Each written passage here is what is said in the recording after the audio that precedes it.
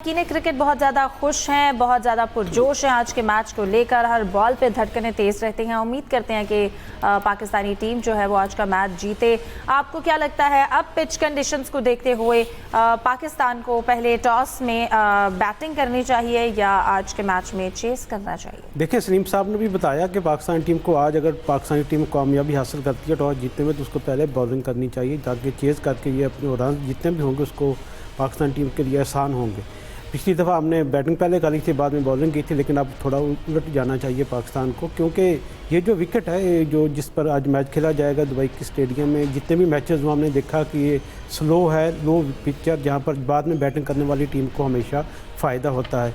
इसकी मिसाल हम ईमान और इंडिया के दरमियान मैच में भी देख सकते हैं कि अक्सर कहा जाता है कि जो इंडियन स्पिनर है बड़े टॉप क्लास है, उनको खेलना बड़ा मुश्किल होता है, लेकिन आपको याद होगा कि सिर्फ उन्होंने 4 ओमानी खिलाड़ी को आउट किया है। इसकी वजह ये थी कि उन्होंने बड़ी प्लानिंग के साथ ओमान के खिलाड़ियों ने बाद में बैटिंग की, ज़्यादा जल्दबाजी नहीं की। हमारे खिलाड़ी को इशू यही है कि जल्दबाजी की तरफ जाते हैं, हर बॉल पे चाहते हैं कि इसको बाउंड्री से बाहर पहुंचाया जाए। T20 क्रिकेट में ऐसे नहीं होता। आपके पास 120 बॉल होते हैं, अगर आप उसकी थोड़ी सी प्लानिंग करें, थोड़ी पावर प्ले में हमने इतने 40-50 रन करने, उसके बाद जो आप बाकी ओवर्स होंगे उसमें हमने 60-70 रन करने हैं, तो इसके अंदर आप 170-180 रन तक जा सकते हैं। इस विकेट पर दुबई स्टेडियम में एशिया कप में 169 रन चेज़ हुए रात जो बांग्लादेश ने किए थे, तो ये सबसे बड़ा स्कोर है अब तक का। तो पाकिस्तान टीम को पहले तो ये भूल जाना चाहिए कि हमने T20 में 200 रन करने हैं। T20 को T20 की तर्ज पर खेलें, थोड़ी प्लानिंग करें। ज़रूरी नहीं है कि आपने जाकर अपनी हिटिंग करनी है, पार्टनरशिप बिल्डअप करने की तरफ तवज्जो दें, सिंगल और डबल पर रन पर ज़्यादा फोकस करें।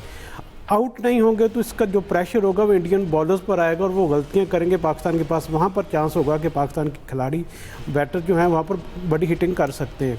जब तक हम अपनी विकेटें अपने हाथ में रखेंगे, हमारी कामयाबी के इम्कानात उतने ज़्यादा बढ़ते जाएंगे। ये पाकिस्तानी टीम को ये सबक सीख लेना चाहिए ओमान के खिलाड़ियों की तरफ से। और यही रही बात पाकिस्तान की कॉम्बिनेशन, पाकिस्तान के कॉम्बिनेशन में आज सिर्फ 2 तब्दीलियों का इम्कान है। हसन नवाज़ बाहर हो जाएंगे, खुशबू शाह बाहर हो जाएंगे, हुसैन तलत आ जाएंगे, उनके साथ साथ फ़हीम अशरफ को मौका दिया जाएगा। हुसैन तलत की लाने की वजह यह है कि वो क्योंकि एक तो लेफ्टी हैं, दूसरा उनके बारे में अक्सर ये कहा जाता है कि वो स्पिनर्स को बहुत अच्छा खेलते हैं, और क्योंकि इंडिया के पास अच्छे स्पिनर्स हैं तो मेरे ख्याल में टीम इंतज़ामिया सोच रही है कि आज हुसैन तलत के साथ उसको मौका दिया जाए। इससे थोड़ा सा पाकिस्तान टीम को बॉलिंग में भी एडवांटेज हासिल होगा कि जिस तरह हारिस और शाहीन होंगे और उसके साथ फ़हीम अशरफ हैं, हुसैन तलत है, तो इनके आने से पाकिस्तान की टीम की जो कम्बिनेशन है बॉलिंग का वो भी बेहतर हो जाएगा। फिर आपके पास इब्रार होगा, साइम अयूब है, सलमान आगा भी वक्त पड़ने पर मुश्किल पर वो बॉलिंग कर लेते हैं। तो मेरे ख्याल में बेहतर प्लानिंग की जाए, थोड़ी सी समझदारी से काम लिया जाए, लड़कों को ये समझा दिया जाए कि आपका रोल क्या है। हमारे यहाँ तो ये है कि साइम अयूब से हम तो करते हैं कि वो हमारे लिए 50 रन करेगा, अच्छी पार्टनरशिप बिल्डअप करेगा, लेकिन वो बॉलिंग में 3 आउट कर जाते हैं। शहनशाह अफरीदी से हम तो करते हैं कि आज वो इंडिया ख़ास तौर पर मैच विनर साबित होगा, 4 या 3 खिलाड़ी को आउट करेगा और इब्तदाई ओवर्स में करेगा, लेकिन वो बाद में आकर 28-30 रन बनाकर अपना जो किरदार है वो निभा जाते हैं। तो हर खिलाड़ी की जो रोल्स है उसको रोल के मुताबिक अपनी जो जिम्मेदारियां निभाना पड़ेंगी। इससे ही फिर पाकिस्तान की टीम को कामयाबी की तरफ हम कह सकते, वरना तो यही होता कि अगर मुआवजा हो जाए तो पाकिस्तान की टीम जीतेगी। दुआएं पूरी कौम कर रही होती है, लेकिन जब तक मैच में बैटर्स और बॉलर अपनी हिकमत अमली को अपने रोल को नहीं निभाएंगे उस वक्त तक कामयाबी मिलना बड़ा मुश्किल हो जाता है। बिल्कुल। सलीम साहब, आपकी जानिब आना चाहूँगी। अगर हम बात करें बैट्समैन की, सूर्या कुमार यादव हैं, शुभमन गिल है, अभिषेक है, तिलक है, लेकिन इसके साथ साथ अगर हम अपनी बैट्समैन की बात की जाए, मोहम्मद हारिस, फ़खर जमान, साइम अयूब, साहबजादा फरहान, कितना फ़र्क देखते हैं दोनों में? और उनके बैट्समैन को देखते हुए हमारी बॉलिंग स्ट्रेटजी कैसी होनी चाहिए इब्तदाई 6 ओवर्स में? फर्क तो साफ जाहिर है, परफॉर्मेंस से ही जाहिर है बैटिंग में।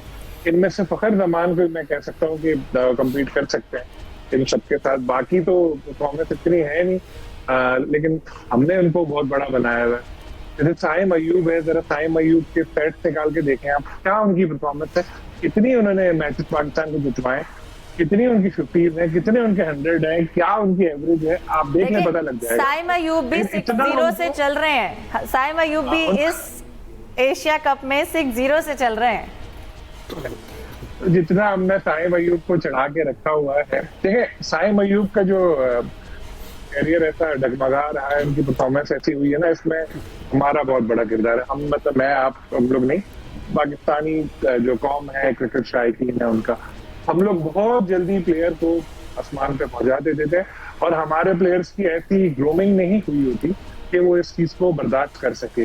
नो लुक शॉट, ये वो, अब जो मेरी बात होती रहती है टीम में भी इधर उधर भी, तो वो यही लोग बताते हैं साइम का एटीट्यूड बहुत चेंज हो गया है पहले के मुकाबले में। अब बहुत क्रिकेट बहुत फनी गेम है, क्रिकेट आप खेलें, क्रिकेट के साथ ना खेलें। अगर आपने अपने आप को क्रिकेट से बड़ा समझ लिया तो यहाँ पे बेचारा बाबर आजम जैसा प्लेयर बाहर बैठा है जिस मुल्क में, तो आपका क्या है? तो ये चीज जरा सोचनी पड़ेगी साइम को भी, दिमाग से ये बात निकाले कि मैं बहुत बड़ा प्लेयर बन गया हूँ, मैं गैरी सोबर्स बन गया हूँ, मैं सईद अनवर बन गया हूँ। साइम अयूब ही रहे और अपने खेल पर तवज्जो दे तो वो दोबारा से फॉर्म हासिल कर सकेंगे और दोबारा अपने कदम जमीन पर रखें, थोड़ा दिमाग अपना ठीक करें, तो फिर वो कोई इसमें दो राय नहीं है कि वो परफॉर्म ना कर सके दोबारा। रही बात आपने 6 ओवर की हिकमत अमली बोली, तो देखें विकेट लेना बहुत इंपॉर्टेंट है। पावर प्ले में आप हरीफ को उसी वक्त दबाव का शिकार कर सकते हैं जब आप हिट लें।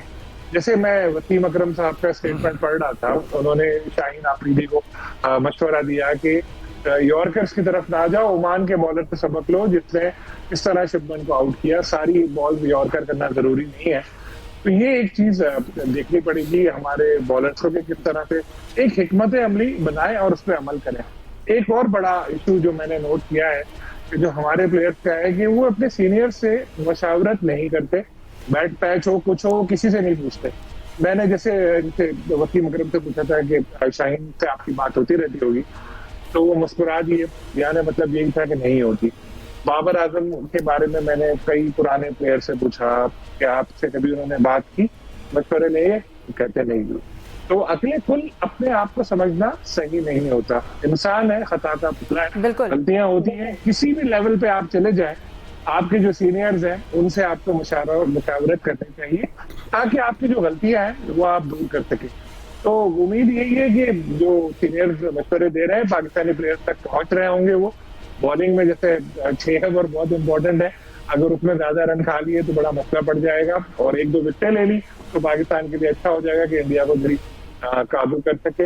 मैच बहुत प्रेशर वाला है और शुरू में ही देखना होगा कौन सी टीम डोमिनेट कर जाती है। पिछले मैच में इंडियंस डोमिनेट कर गए थे, पहले बॉलिंग में और उसके बाद बैटिंग में भी आपने देखा था, शुरू में आते ही उन्होंने मारधाड़ शुरू कर दी और हमारे बॉलर जो बेचारे उस वक्त अगर 180 रन भी चेस कर रहे होते ना, नहीं दिफा कर पाते, इतना वो बैकफुट पे चले गए थे।